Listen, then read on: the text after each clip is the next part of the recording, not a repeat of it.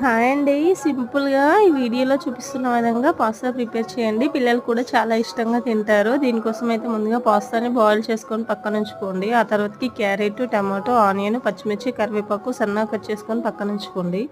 ఇప్పుడు స్టవ్ వెలిగించి కడాయి పెట్టుకొని ఆయిల్ పోసుకొని ఆయిల్ వేడెక్కాక పచ్చిమిర్చి, ఆనియన్, కరివేపాకు అలాగే క్యారెట్, టమాటో ముక్కలు వేసుకొని ఇవన్నీ మగ్గడం కోసం హాఫ్ స్పూన్ వరకు సాల్ట్ కూడా వేసుకొని మగ్గించుకోండి. ఇవన్నీ మగ్గాక అందులోకి టేస్ట్కి సరిపడా కారము, పసుపు వేసుకొని మరో 2 నిమిషాలు మగ్గించుకోండి.